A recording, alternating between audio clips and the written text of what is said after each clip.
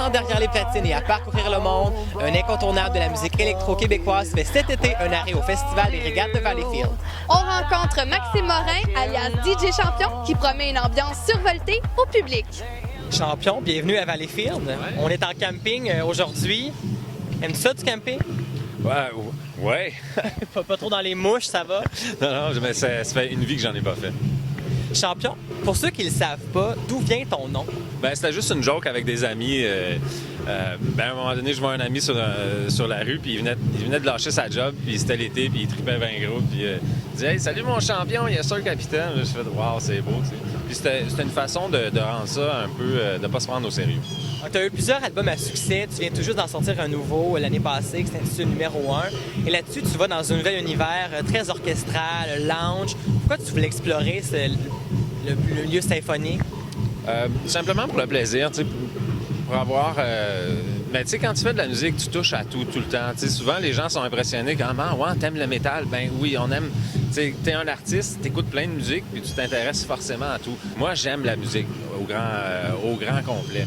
Puis c'était aussi de m'intéresser à quelque chose d'autre, mais aussi d'aller dans quelque chose de plus émotif, de plus sensible. Et bon, on le sait, tu as eu un cancer il y a 4 ans, malheureusement, mais tout va bien maintenant. Justement, j'imagine que tu t'es inspiré beaucoup de ça pour ton album? Oui et non. Tu t'inspires pas de la maladie, tu t'inspires de la vie. OK. Ça fait que oui, quand tu vis quelque chose d'extrêmement difficile, comme le cancer, ben tu te rapproches de la mort, ça fait que là, la vie a un goût différent. Fait que c'est sûr que ça influence. Souvent, tu es entouré sur scène avec des invités, ton band et tout. Ce soir, tu es toute seule. À quoi on peut s'attendre comme spectacle? Tu vois, là, c'est de la musique électronique. C'est vraiment la musique électronique pure et dure. Je vais jouer mes plus pires succès. Qu'est-ce qui s'en vient pour toi au cours des prochains mois? Cet hiver, je vais composer un prochain disque, ça c'est sûr. Okay. Il y a peut-être des collaborations. Je veux pas en parler tout de suite parce que je sais pas si les collaborateurs... Donc on n'aura pas de scoop. Non. Ce que tu aimes le plus lorsque tu participes à un festival d'été? Rencontrer le monde. C'est ce que tu aimes le plus? Oui, parce que c'est le fun. Tu vois, tu arrives l'après-midi généralement. Des fois, tu joues quand il fait encore clair. Puis tout le monde est là, toute la famille au complet est là. Ça, c'est le fun. C'est pas juste élitiste dans un club ou dans des shows bien spécifiques. Tu as fait le tour du monde avec ta musique. Quelle ville ou quel pays t'as vraiment aimé dans le monde? Ici? Ben oui. Quand tu reviens à la maison, c'est tout le temps là où tu t'aperçois que tu es bien chez vous. Il y a des endroits merveilleux. On est allé en Chine, puis c'était beau. En fait, le seul moment où je me suis vraiment senti ailleurs, c'était en Chine. T'es vraiment ailleurs. Dépaysé. Ouais, le dépaysement total. Puis en plus, on est allé à la Grande Muraille, puis là, c'est vieux. Fait qu'il y a un dépaysement de pays, mais d'époque aussi. Fait que ça, le plus gros clash que j'ai eu, c'est en Chine. Soirée marquante en tant que DJ pour toi? C'était pas une soirée, c'était une après-midi sur la vente-trottoir sur Saint-Laurent.